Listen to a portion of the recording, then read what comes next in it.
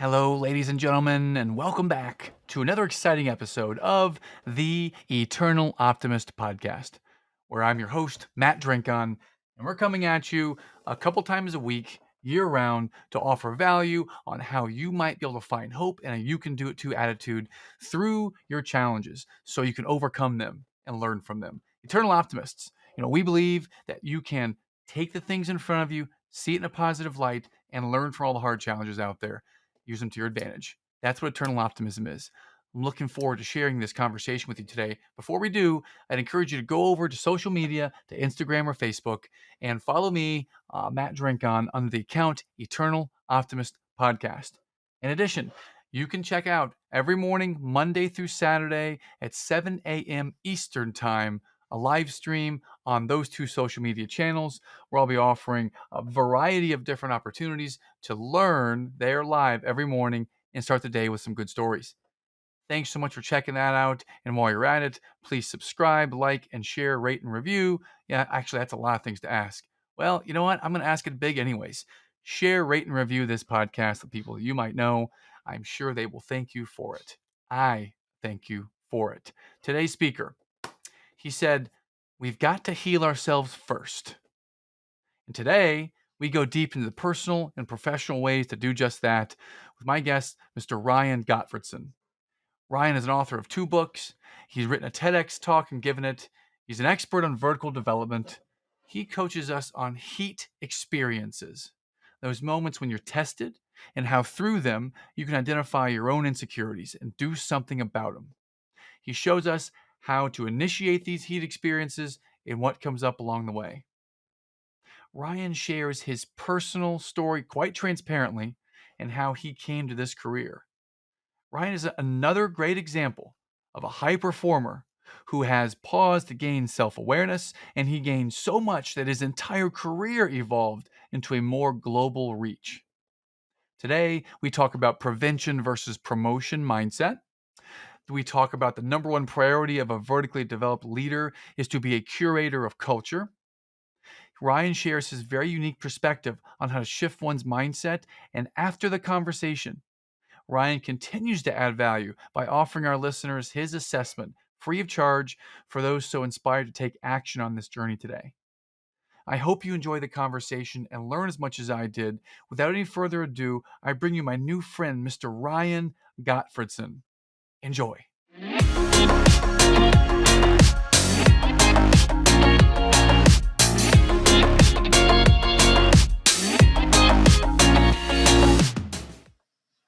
And with that introduction, my new friend, Ryan Gottfredson, out on the West Coast. Ryan, how are you today, my friend? I'm doing awesome. I'm warmer than you are. It sounds like you said it's 31 degrees in Charlotte. And today I went for a run outside in sunny Southern California in my short sleeve shirt and my shorts and had a good time.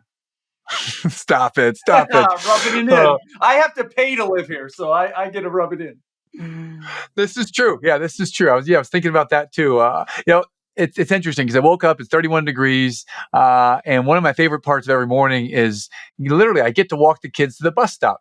Now, when I was growing up, I remember one time right before I got a license in 9th grade in Indiana, going to the bus stop, and the bus stop was about a quarter mile from the house. So I had to walk out there. There was a snowplow that would come by, but there was no sidewalks. We're walking in the middle of the street, or we're walking in deep snow, and it was literally just freezing freaking cold. And uphill both ways. Yep. Well, yeah, and I was carrying blocks of ice and wearing spikes in my feet. In any event, now I get to do this in such a mindset shift of I get to do it. I get to take my kids to the bus stop. I get to go outside in 31 degrees. I really enjoy just being with them. And it's amazing how the mindset can shift as you become a student of life and as you grow. And I'm looking forward to diving in deep with you on, elevating your mindset, vertical development. I mean, there's so many places that you're an expert. I'd love to start and give you right in the deep end, throw you in right away, Ryan, and ask you to take us back to a challenge or a trauma, something that we might be able to learn from that was difficult or hard for you in the past. Yeah, and I'm happy to jump into this, and I appreciate you asking the question. But even before maybe we talk about me, let me just Mhm. maybe share a couple of experiences, because I think it's easy to see what I'm about to talk about in others. It's harder to see in ourselves. So I have a mindset assessment that people can take. You can go to my website, take the mindset assessment. And I got an email. I was doing a workshop with a group. And when I do a workshop with a group, they usually take the assessment in advance, and I produce a collective mindset report for that group. And so we could walk through the quality of their mindsets. I get an email from one of the leaders of the group who had been dragging her feet on completing the mindset assessment. And I get this email the night before, and she sends me this scathing email. Your mindset assessment is a bunch of crap. It is completely wrong. This is not who I am. And I could tell she was really hot.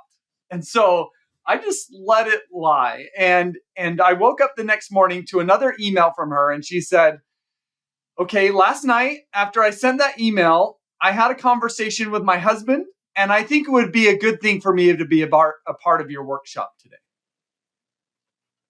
And it's just like, oh Wow. my goodness, you can't What? write the story kind of better than this, right? So she's thinking, I've got really good mindsets, and her husband essentially says, I'm not so sure you do, and then she awakens to it, and is able to do something about it. Let me give you another example.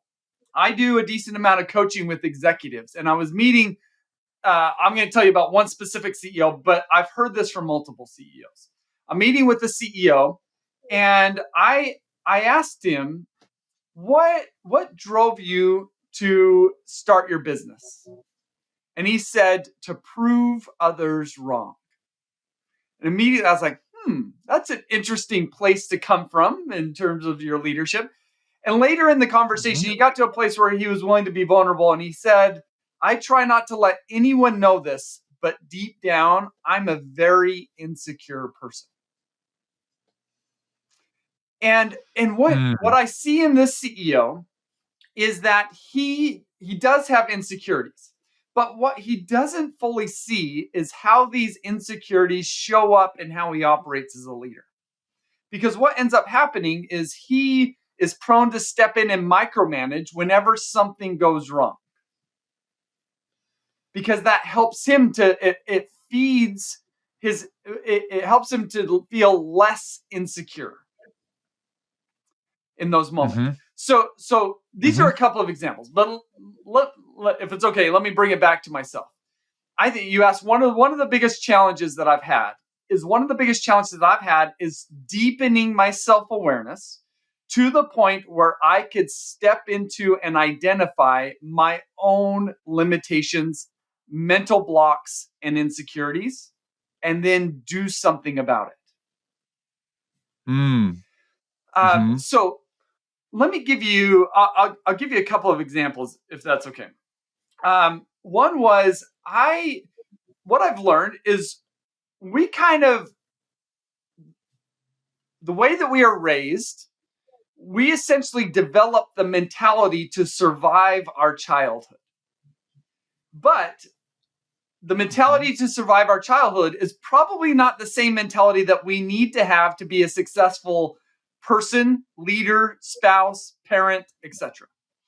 And one of the things that I was ingrained in me as a child is my parents were maybe the most frugal people I had ever met, and they had what I would call a prevention mindset. They kind of saw that the way that you build wealth is by saving more of your pie. So they never wanted to spend any money on anything frivolous because that prevented them from building wealth. So they saw their finances as a fixed pie, and they kind of ingrained in me, you never want to take on debt, and you should Mhm. never be an entrepreneur because both of Mm. those things are really risky and will eat at this financial pie. So that's how I approached adulthood. I mean, I graduated with my undergraduate degree and PhD without taking on any student debt. Okay. And that was my mentality. And what I just didn't realize at the time was, in some ways, this was serving me and protecting me, but in other ways that I was not aware of, it was holding me back. It was holding me Mm. back from stepping into my potential. Mm. And it wasn't until I realized that I actually, while I thought I had a good mindset, a prevention mindset, it would have been better for me to have a promotion mindset. And it wasn't until I realized that, awakened to it, that I could then do something about it. Now, was it necessarily difficult for me to change my mindset? No, it took effort. But the difficult part about that was just even getting to the place where I awakened to this idea that I was operating under a faulty mindset. Does that Mm. make sense, Okay. Matt? I follow you so far. The tough part is getting to even the awareness that there's even something there. I don't know what I don't know. So I'm with you. I'm with you so far. Yes. Yeah. Please continue. Well, it's when you awaken to these things that you could do something about it. Let me step into this even further. So that was a pivotal moment for me. Awakening to this and shifting from a prevention mindset to a promotion mindset is what I credit to me writing my first book, Success Mindsets, which came out a few years ago, starting up my own consulting business. In order to do that, I went into debt, right? I'm now doing things that I never would have done before because I'm operating from a different mindset. And I'm also at that same time stepping more fully, I believe, stepping more fully into the more ideal version of myself. And I Mm. believe I'm having a greater positive impact in the world now with a more of a promotion mindset than if I still had that prevention mindset. Wow. Okay. Well, then So, the $1 million question, or more or less, but the big question is, how did you come to awaken and even figure out that there was something wrong or something that we needed to awaken to? Because things were going well. You had gotten the PhD. You were debt free. You were going along, just going along nicely. Uh, why? How did you awaken, and why did you feel the need to be awakened? If that's even something you felt. yes. Well, so and what we're talking about here is a unique form of development. What most people don't realize is there's actually two primary forms of development. There's what's called horizontal development. This is adding new knowledge and skills. This is the type of development we're used to. I mean, you think about any high school or college classes, it was about learning knowledge and skills. And it's kind of like downloading an app onto our iPad, right? What that new, if I take an accounting class, I'm downloading the accounting app that allows me to do accounting things. And that's good, but we've got to ask the question, does adding an app onto our iPad improve how effectively the iPad operates as a whole? And the answer to that question is usually not, right? So if we want to upgrade an iPad, we've got to upgrade its internal operating system. The same thing goes for us as people. And this upgrading our own internal operating system, this is what we call vertical development. And it's a unique form of development. And this example of shifting from a prevention mindset to a promotion mindset is a literal change in my operating system. I now see the world differently. I think about it differently, and I do very different things. I didn't gain necessarily new knowledge or skills. It's just the very fact that I think about it differently. And so what we're talking about is vertical development. Now, you ask the question, well, how does one vertically develop? And one of the things that we've got to recognize is that a, an essential part of the process is what we would call heat experiences. We have got to go through a heat experience. Now, a heat experience could be something that happens to us. I'll share with you one of mine. It could also be something that we choose to create. I'll also share another example. So, what precipitated this shift from a prevention mindset to a promotion mindset was so I'm a professor at Cal State Fullerton at the business school, and I was there for 2 years, and then I decided to take a job at Gallup. So they do employee engagement, and I was going to be a consultant. And to me at the time, um, I did take a leave of absence from the university so I could come back if I wanted to. But in my mind, this was my new career path. I was kind of putting all of my eggs in that basket. And I spent 11 months at Gallup, and it just wasn't a great fit. It wasn't working out. I felt pigeonholed into in a position that I really wasn't happy with. They weren't allowing me to kind of get outside of that to kind of do some job crafting. And one day I'm talking to my manager and she says, "Look, I think we both recognize this isn't working out. I'm going to have to let you go." And I thought, oh my goodness, like I just got fired. I never thought I would ever get fired, and I just got canned. And it's, what do I do? Right? I was putting all of my eggs in this basket. This was going to be my career, and now it's just all wiped away. And it was in this moment that I just, by necessity, I had to regroup. And this was my heat experience, getting fired. Like, oh my goodness. And it was it. So I decided, because I had to provide for my family, is I decided I'm going to go back to the university and figure things out. And so I had a gap from about June up until the end of August, essentially where I didn't have a job until the semester started. And so I decided to dive more fully into the academic research that I had been doing previously. And this is where I said, because before I started to do research on mindsets, but I hadn't gotten very far. And so I said, for the next 2 months, I'm going to do a huge deep dive on mindsets. And so that's what I did. And that's where I learned about the difference between prevention and promotion mindsets and others like fixed and growth, closed and open, inward and outward. And what I came to learn in that is that out of these 4 different sets of mindsets that I focus on, which are just a culmination of the last 40 years of mindset research in the academic space, is I learned that my mindsets were on the negative side of the continuum. That while my mindsets were serving me to the degree that they were protecting me, they weren't setting me up for long-term success. So that's where my prevention mindset made me focused on, how do I avoid problems, right? Who likes problems? Well, nobody likes problems, and I didn't like problems. But at the same time, what it held me back, if all I was doing was avoiding problems, I wasn't focused on reaching goals.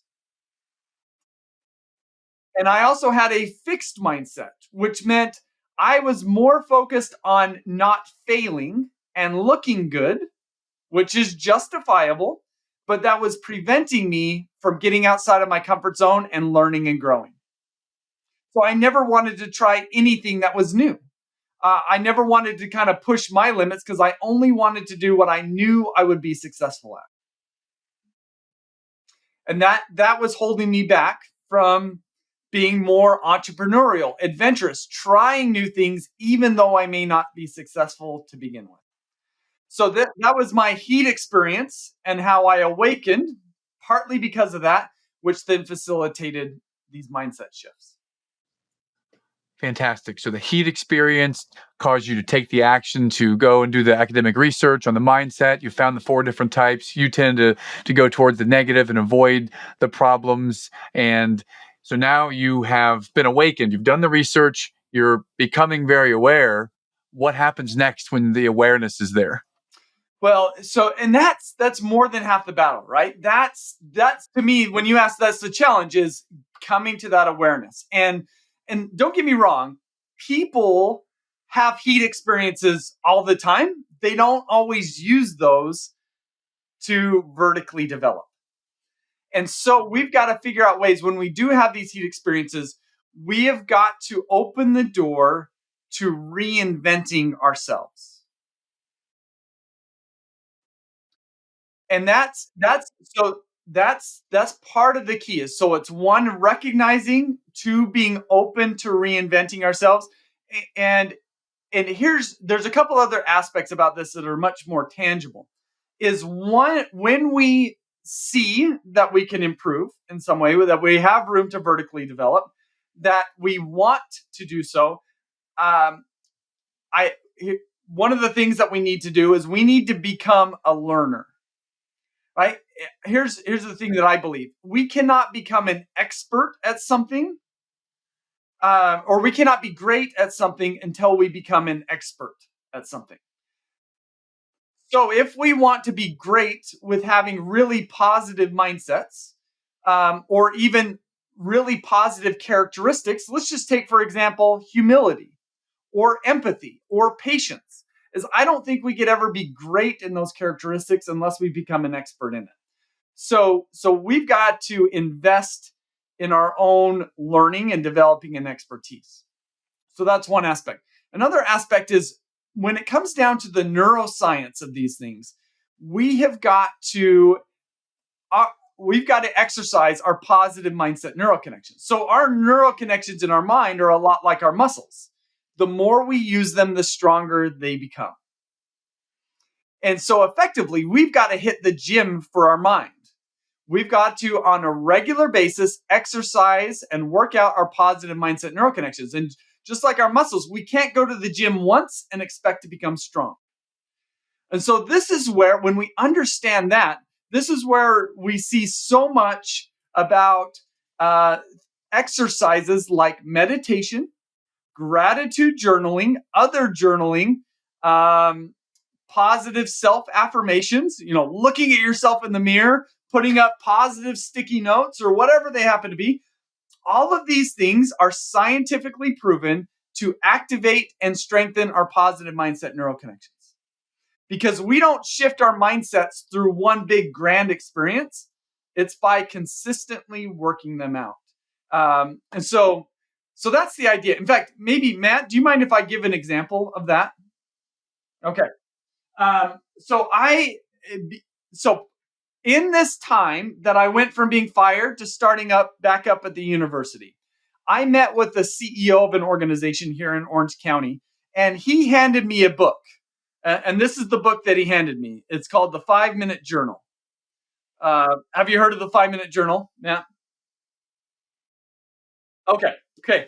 He hands me this book and he says, "This book is going to change your life." And outwardly, I'm very gracious. I'm like, "Oh, thank you so much. I love books." But inwardly, I'm like, "Journaling? Who the hell do you think I am? There is no way I am ever going to journal." Right? So I brought it home and I sit down at my desk and I literally went to throw this in the trash. And it was almost like, I mean, you've seen, like, have you? I'm assuming you've seen the movie Home Alone. Uh, right? So there's a part in the movie where uh, there's a fight between Kevin McAllister and his cousin, and they get, like, all the Pepsi gets spilled everywhere. It's a big mess, and his uncle says, "Look what you did, you little jerk!" Like, that's one of my favorite quotes from that movie. But so that's what happens, and then there's a scene later on in the movie where he, in his mind's eye, sees his uncle say, just like his head, "Look what you did, you little jerk." Um, and in my mind, that's what was going on. The CEO literally popped in my mind. I could see his face and say, "This book will change your life." And so I'm like, "Oh my goodness!" Like, okay, I'm not going to throw it away. What I'll do is I'll give it 2 weeks and I'll see how it goes. And if no benefits, then I'll toss it. Well, I've now been doing this for over 4 years on a daily basis. And because I felt such a significant shift. So in the 5 Minute Journal, what you've got on a daily basis is you've got an inspirational quote up at the top. So that's great. Then in the morning, you answer 3 questions. They are: what are 3 things that you're grateful for?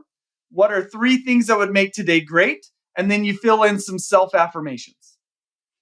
And then at the end of the day, you answer 2 questions. What are 3 amazing things that happened today? And how could I have made today even better? And what this was doing for me is, because with my prevention mindset at the time, essentially how I woke up every day was, how do I get through today in the most enjoyable way? That was my mentality. Um, right. And I think a lot of people have that mentality. After I started to do this, I'm writing in every day. What would make today great? What are 3 amazing things that happened today? And how could I have made today even better?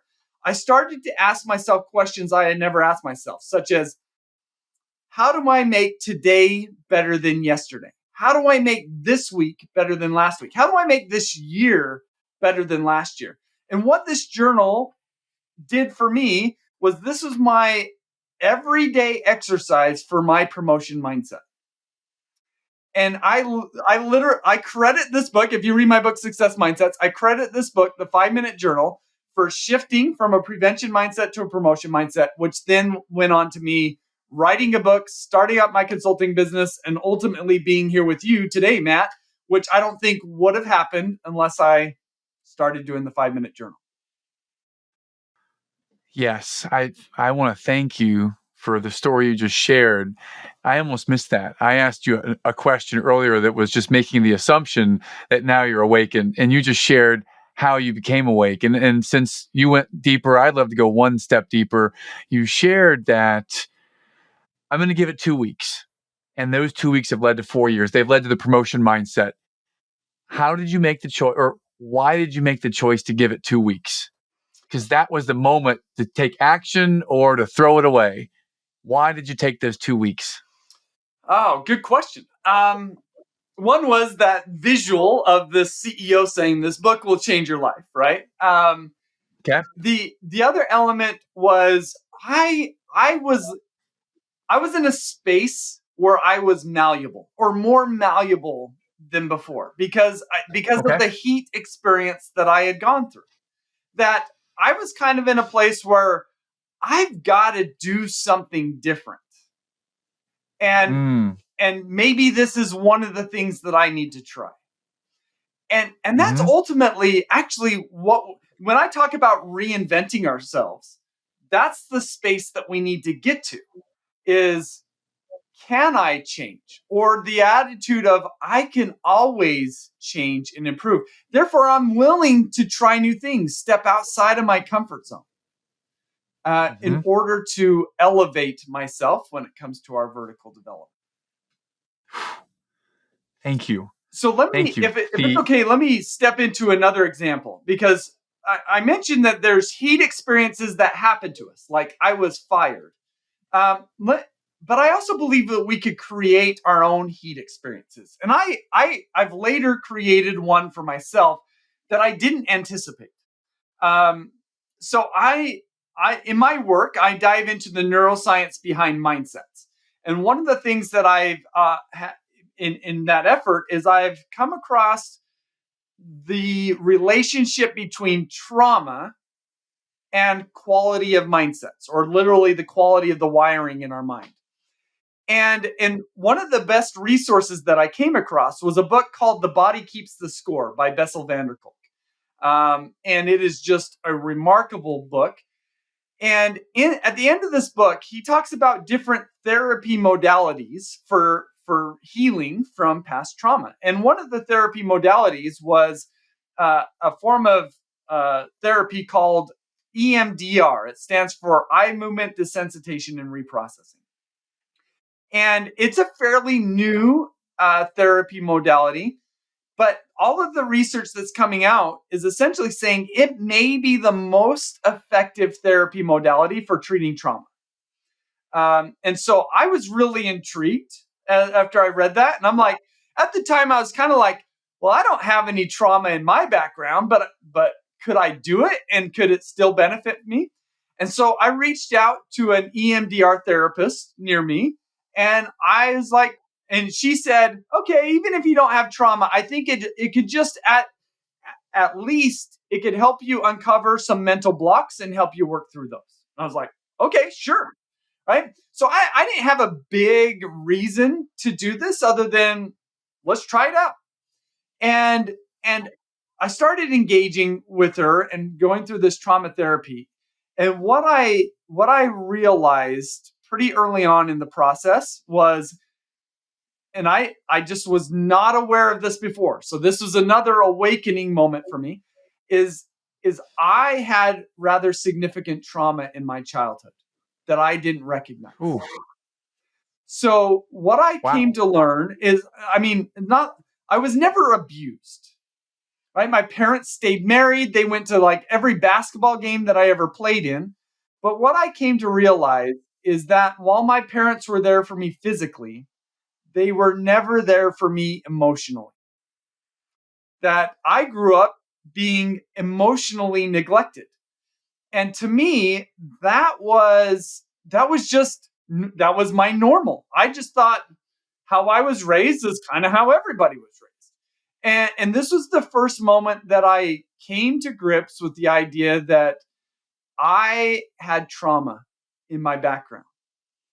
And what I started to see, and this was another a huge awakening moment for me, is that because I was emotionally neglected starting at a pretty young age, I had learned as a child that if I want my emotional needs met, I need to meet them myself. And how that has shown up for me as an adult, and it was just like the light bulb went off for me, is it explained two big blocks that I have. One is I am a fiercely independent person. Right? This comes from how I was raised. And that has some pros. It also has some significant cons. One of the biggest cons is that I've actually come to realize that I have trust issues. Right? I have a hard time trusting others because I could never trust my parents to be there for me. And now that I realize this, I could see how that early childhood experiences was shaping how I operated as an adult, as an employee, as a leader, as a parent, as a spouse. And so I had something going on beneath the surface that was shaping everything, which was this past trauma. And I just wasn't aware of it. And it wasn't until I became aware of it, awakened to it, that I could then do something about it. And so I've been engaging in this trauma therapy for the last 2 years. And I feel like over the last 2 years, I've grown in the last 2 years more than the 15 years prior to that. It's just been a remarkable experience. And what is unfortunately sad and shocking to me is we know that 70% of all adults have experienced trauma to the degree that it negatively impedes their body's nervous system. That it's literally holding them back in terms of their vertical development. Right? Um, we know that 1 in 3 women have been sexually abused. 1 in 6 men have been sexually abused. Um, and there's less data on neglect, but research has found that neglect, like what I experienced, is as bad, if not worse, on our body's nervous system than actual physical abuse. Um, so I think we've all got our own stuff.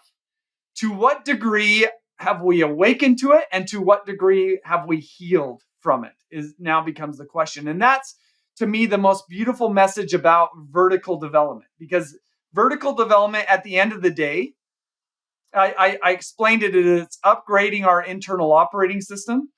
But at the end of the day, it really is vertical development is about healing our body, our minds, our bodies, and our hearts from the things that we've been through. Wow. That was deep and incredibly insightful and very much worth hearing. Thank you for being very vulnerable and transparent with us, Ryan, for one. I made the note vertical to upgrade our own internal operating system. And now adding to that, uh, we have some type of healing to do, even when I'm sitting here thinking that I think I did okay as growing up with my parents and in the environment. And what you're causing me to realize, and I'm grateful for that, is that there might be something there that I've been neglecting, or I might have had a prevention mindset around my own mindset in this case. And here I am thinking I'm in learner mindset and in promotion mindset, but there's an opportunity here to go back a little bit deeper. Uh, a lot of things are being stimulated right now. So thank you for taking us on this journey. Now, if I could kind of analyze from a scientific perspective, all of this began with the heating experience, the heat Yeah. experience when you were fired. And when you were fired in that moment, you started to think about how I'm going to take care of the family and how I'm going to take care of things. And that led you, because you were more malleable in that time, it led you to try out something. And that something has continued to build and build and build and build and build to where you are now. Did I draw a broad stroke? Was that Yeah. fairly representative? Well, yeah, and let me Okay. let me give you a framework Yes. around this. So Yes. the concepts around vertical development. Vertical development is actually a fairly new term. It was essentially invented about 10 years ago. The term, but research behind vertical development has been around for over 50 years, and it comes from the field of developmental psychology. So developmental psychology has been around since the 1880s, and from the 1880s until the 1960s the primary thing developmental psychologists studied was children and their development. And what they've learned is that Okay. as children go from infancy to adulthood, they develop through a number of different stages, and they do so rather automatically. And they kind of just assumed that just as we stop growing physically in terms of our height when we reach adulthood, that we also, our minds actually stopped developing. And so in the Okay. 1960s, some developmental psychologists started to ask the question, well, can adults develop? And if so, do they go through different developmental stages? And what they found is that yes, adults can develop, and there are different developmental stages. In fact, there's 3 primary stages. But what they also found is that most adults actually don't vertically develop. Hmm. And so what they've realized is that development as a child is largely a function of age. Development as an adult is no longer a function of age and now becomes a function of effort. In fact, what they found is that of these 3 stages, 64% of all adults operate in that bottom level. They never vertically develop beyond the level that they step into adulthood with. 35% of adults get up to that second level, and only 1% get up to the top level. And let me just kind of define these levels for us really quick. So that first level is what I like to call good soldier mode. When we're there, our body's internal operating system is programmed for safety, comfort, and belonging. You saw that with my prevention mindset. I wanted to be safe, I wanted to be comfortable, right? And that prevention mindset kept me in that space. The second level is what I would call progress maker. When we're here, our body, our internal operating system shifts its needs that it becomes focused on. And it's a very significant shift. When we shift to becoming a progress maker, our body is programmed to stand out, advance, and get ahead. And this is dramatically different from the prior level because we actually get to the point where we're willing to be unsafe, uncomfortable, and not belong in order to stand out, advance, and get ahead. So that was the shift that I made after my Gallup experience, as I went from being a good soldier to being a progress maker. That led me to write my book. That led me to start my business. Then the next level is what I would call value creator. And again, our internal operating systems needs shift. At this level, our needs are to contribute, add value, and lift others. And there's an interesting distinction here, right? Because when we operate at that first level, really we're wired to stand in. When we're at that second level, we're wired to stand out. In either case, the focus is on us. I want to stand in or I want to stand out. It's not until we get to that third level, again, only 1% of people get here, that we actually shift to become, it's not about me, it's about something bigger than myself, contributing, adding value, and lifting others. And in terms of my vertical development journey, I'm not sure I fully am in that third level, but engaging in the trauma therapy is what I believe has helped me make a significant shift from moving away from that progress maker and much closer to that value creator space.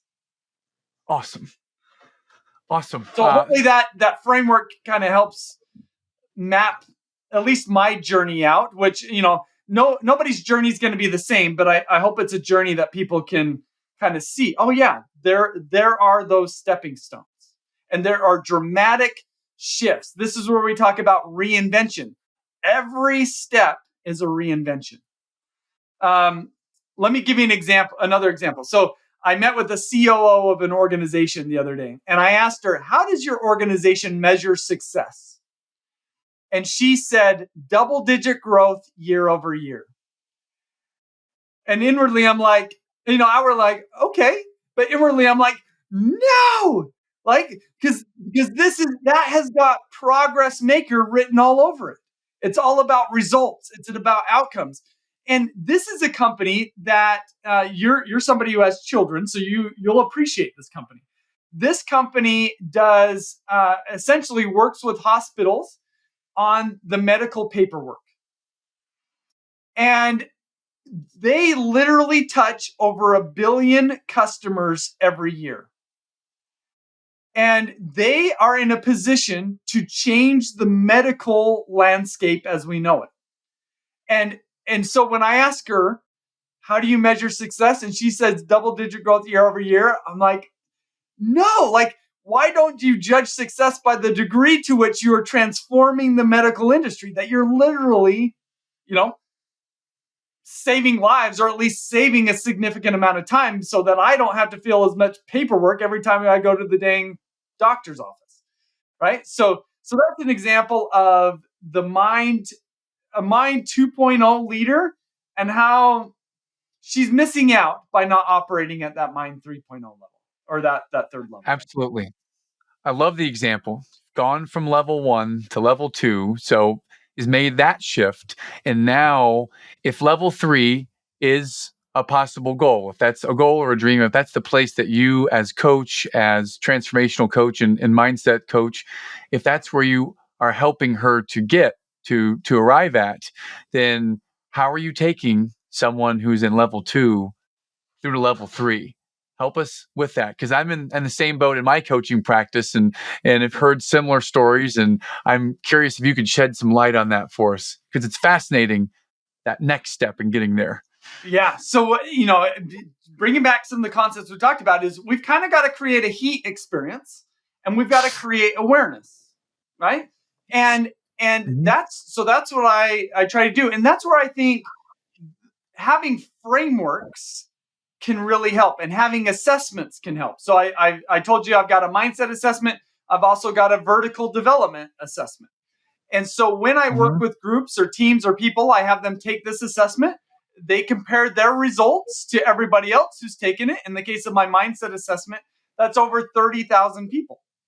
And so they're able to get rather objective data on the quality of their mindsets. And this creates the opportunity for a heat experience. It creates the opportunity for them to be a little bit more malleable than what they were previously, right? You saw that when I told you the story about the lady who emailed me saying, your mindset assessment's a bunch of crap. And then later she comes back, I think I want to be a part of this, right? The assessment allowed for that opening to occur. And so that's the first thing that I try to create, is create that opening, get my foot in the door for them to even imagine that they can reinvent themselves. I love it. How might we be able to take the assessment? Like, if someone's hearing this right now and is inspired like I am, I mean, how do we get an assessment or engage in that, Ryan? Yeah, so go to my website, ryangottfredson.com. Right at the top, you'll see assessments. Click on it, and you've got two options, the vertical development and the mindset assessment. It's free. You'll get a comprehensive and individualized report that will hopefully kind of foster a deeper level of awareness. Well, I was just going to say, one of the things that I find interesting is one of the mindsets is the difference between fixed and growth mindsets. And I mean, just imagine if you're in front of an audience of 100 people and you ask them, do you have a growth mindset? Do you think any of them would say no? Probably not. No, right? Not at all. Almost everybody thinks that they have a growth mindset. But research has found that half of the population has a fixed mindset. And when I work with executive teams, that fixed mindset is the one that they struggle with the most. I've only met one Mhm. executive team out of maybe the 30 plus that I've worked with that has had more of a growth mindset on the team than a fixed mindset. And what that Wow. means and how this plays out is that they, with a fixed mindset, they're more focused on avoiding failure and looking good as opposed to learning and growing. So they're more prone to hold on to what's worked in the past, and they have a hard time letting go of what's worked and embracing something new. And what that sends the signal to me is that they're probably operating at that second level of vertical development.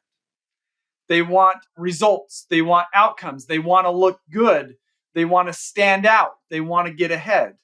And that's often, so that's what I'm finding is in the executives that I work with, that's where their current operating system is at. And that's the norm.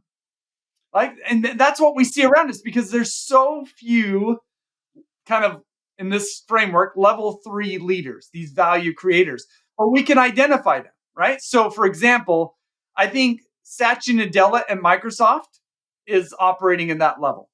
And you compare him to the prior CEO, Steve Ballmer, who seemed to operate at that second level. Um, you look at Alan Mulally when he was at Ford and how he transformed Ford, or Ed Catmull and how he transformed Disney animation. I've studied, let's see, Indra Nooyi at PepsiCo, Mary Barra at GM. These are very transfer. Whenever you find people that are operating at that highest level on that vertical development framework, they're creating transformation in the organizations they work with. And then you could look at leaders like Jack Welch, who was really celebrated at the time that he was CEO. But in hindsight, is he decimated GE, right? Because what he was focused on was the short term results and outcomes or meeting shareholder expectations on a quarterly basis. So he was that second level focused on the results, outcomes. I want to stand out. I want to advance. I want to get ahead. And that led him to make a certain level of decisions that was successful in the short term, but decimated the organization in the long term. And he wrote a book called Winning. And I'm just not sure we're going to find a really vertically developed person ever write a book titled Winning. That feels very kind of that progress maker level to me. Fair statement. Yes. Uh, I'm I'm loving everything that you're putting down here, and I'm looking over your shoulder, and I'm seeing a couple of books up on the shelf, and there's one book in particular, the Keith Cunningham book up there. That all those books, I have those, and I love everything you have up there. But that one, The Road Less Stupid, I see up there, that's Yep. one that I keep really close to me, always in my drawer. Anything by Keith, I keep right here in the drawer. So I'm curious about those particular books. Why did those books make it to your shelf, specifically Cunningham's book? Um, well, Cunningham's book in particular, the whole concept of his book, The Road Less Stupid, is we have got to carve out thinking time. That the more Mm-hmm. thinking time we can bring into our lives, the less we will pay what he calls the dumb tax, right? Which is just not making the best decisions. And here's what I've learned, and this is why I love the book. And it's an evidence of why I'm not fully in that third level and I still operate quite a bit at that second level, which is I have a really hard time carving out thinking time. That's evidence Mm-hmm. of me operating. I've got room to vertically develop because Mm-hmm. people who operate at that really vertically developed level, they do what is best for the long term and they reprioritize their schedule to fit stuff like that in. Um, right? And it just says to me is I'm a little bit more attached to the short term and maybe getting certain results that I'm not willing to build that into my schedule. Right? Um, Let me give you another example that I see in organizations. Is oftentimes I'm promoting to executive teams. You've got to focus more on culture. And so maybe not surprisingly, I get a lot of resistance.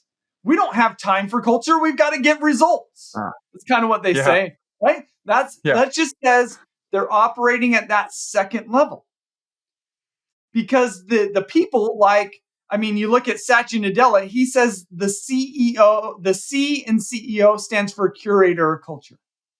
That's his number one priority. And it always is going to be the number one priority of a really vertically developed leader because they know that they cannot, if they think about their organization as a plant, you can't force a plant to grow and a plant to bear fruit. But you could cultivate the right conditions under which that occurs. And that's what the best CEOs are focused on, right? And best leaders are focused on is cultivating the right conditions for their people to thrive and to grow. And it's just, we just don't see many examples of that. It's usually we try to force it. We see the command and control. We see micromanagement. Not that they're 100% command and control and micromanagement, but that's the dominant leadership paradigm. One of the things I'm really just loving and appreciating about our discussion right now is that you have very openly started on level one back in the day, chronicled your journey of the awakening through the heat experience. And on your journey to level three, it's without a doubt, you're there or getting there soon, whatever soon might be, because you're so committed to this process of the awakening. You're still in it. And you got to the place where you're talking about creating your own heat experiences. I wonder, with someone who's found this awakening, this awareness, and they aspire to vertically develop to that third level leader, is there an exercise or is there something that they might be able to do now that they are awakened to get to that next place? Something they can proactively follow or do? Yeah, good question. Um, well, part again, I think it is. I just don't find that there's many people that are really self-aware on their vertical altitude, right? And their the quality of their mindsets. And so, to me, that's the first place to start is gathering that awareness. So, where am I at? And because when we understand, when we have a framework for these things, we're able to ask the question, where am I at and where do I need to go? And then it's okay, wherever I'm at, I now see where I need to go. Now we can prescribe specific things to focus on. And so for example, my vertical development assessment, I think is great because it tells you what level are you prone to operate from.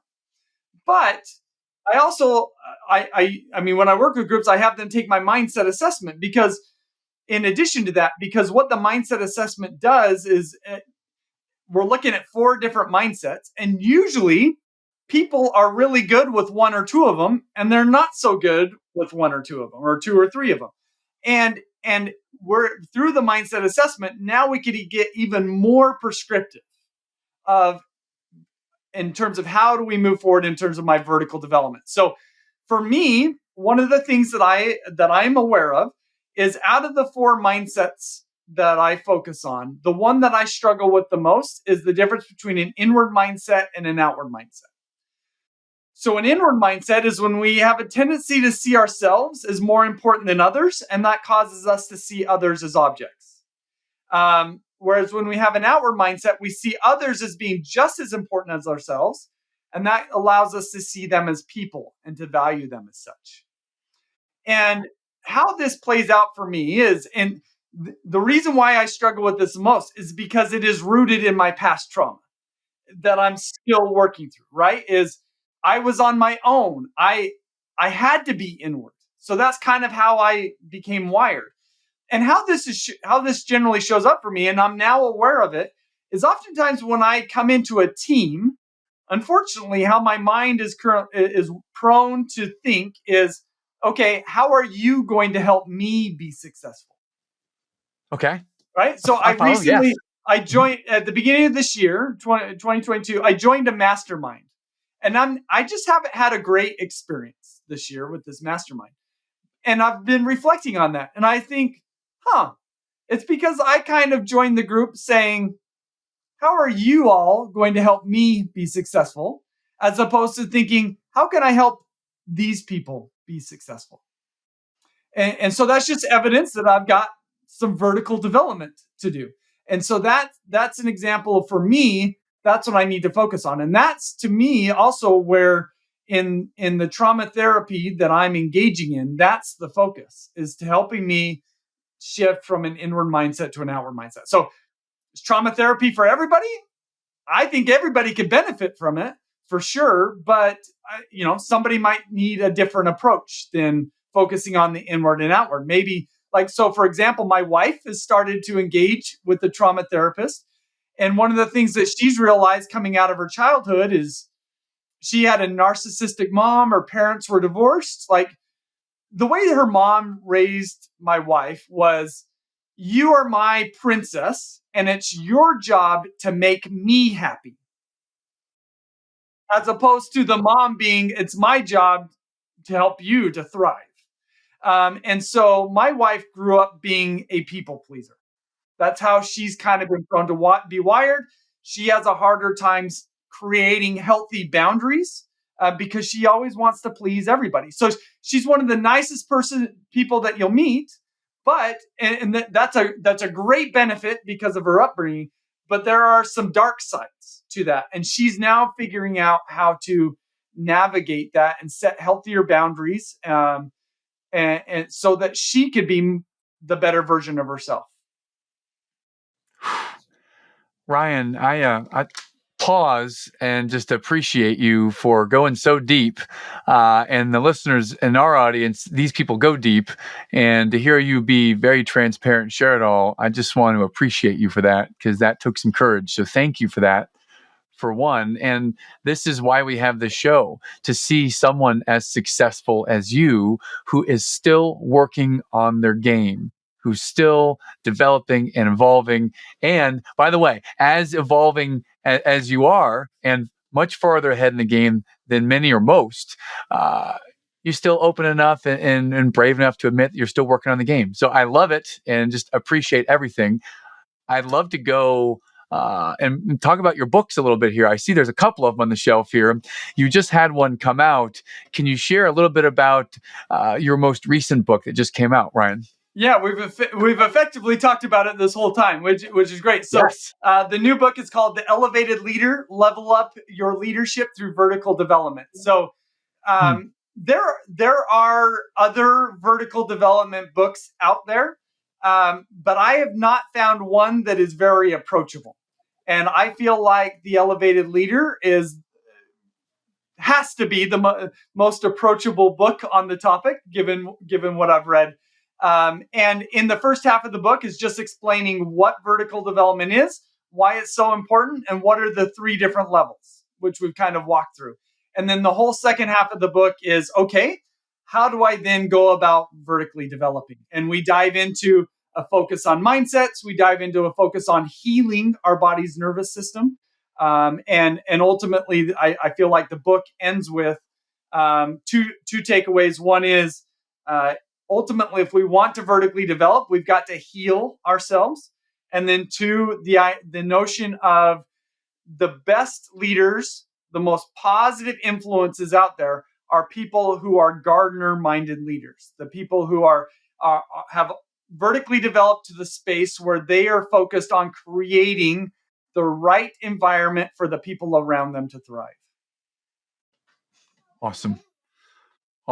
Where do we go to get this book? What's the website, or just Amazon, or help us? Any major retailers, you can go to my website, ryangottfredson.com, find it there. Surely, I will note that there's a unique tool that comes with the book. That this book is the only book that has this tool attached to it, and it's got what I'm labeling it as the digital vertical development coach. So I partnered with an organization called QStream, which develops micro learning tools to help people retain the information that they read or that they cover in a workshop. So when people get the book, they get free access to this digital vertical development coach, which will help them, 1, retain the information covered in the book, but then 2, actually facilitate the exercising and strengthening of our positive mindset neural connections. So it's actually designed to help us to literally vertically develop. So that's a free tool with the book. And if people, as the book has been out a month, I'm getting feedback about every day from somebody saying, I love the book, I love the tool, or both. So it's pretty cool. Awesome. The Elevated Leader. I will go and get one from Amazon instantaneously as soon as we conclude this. I appreciate you sharing it all throughout to our listeners. Let's say the next 10 people that reach out to me that want this book, just reach out. I'll get it for you. I've heard a lot of different things on working on your game and your mindset, and this is very fascinating to me. I love it. So please go check this book out and connect with Ryan. Ryan, is there anything else, any other way they can connect with you, or anything else you'd like to share about how we might connect with you? Other than website, the next best place is probably LinkedIn. Would love to connect with anybody there, and if anybody wants to explore doing, not only just having the assessment for themselves, but for the groups that you work with. That's what I do. Essentially, that's most of the work that I do is helping groups, teams, executive teams awaken and use these tools to help them to do so. Awesome. Thank you, brother. Appreciate you for sharing everything today. I feel like the time from where I'm sitting just passed very quickly, and I can't believe it's already been an hour. So I do need to shut it off. But it's just been such a pleasure. So thank you, Ryan, for investing time with our community today. Much appreciated, my friend. Thank you. Yeah, thank you, and thanks for creating this space. That really means a lot, and I think we were able to cover some topics that aren't easy, but also it provides the opportunity to normalize things like trauma and healing, and that how it can be a game changer for us. So thank you. So I was following you on, I'm pretty sure it was your Twitter, and you made this statement. And I'm going to read it for you and ask for your opinion on it for a minute or so. Uh, Vertically developed people have a unique capacity to create space for failure, learning, relationships, problems, etc. Dive into this article to gauge your capacity to create space. And I'm curious about this article, which I'm going to go now and read. But I'm curious about what you mean by creating space. If you could talk for a minute or two, Ryan, on creating space, please. Yeah, it's so we've already touched on with Keith Cunningham's book of thinking time. That's an example of creating space for thinking. Um, to what degree do we create space for relationships? Because when we create space for relationships, we're now more intentional. We're now more mindful. We're more present. And the most vertically developed people have this unique capacity to create space. So that's that third level. At the first level, people don't create space. They're kind of just operating to the degree that how do I stay comfortable? Okay. Right. And that second level, oftentimes when we're wired for results, for progress, for outcomes, we don't create any space because we're go, go, go. I need to achieve, achieve, achieve.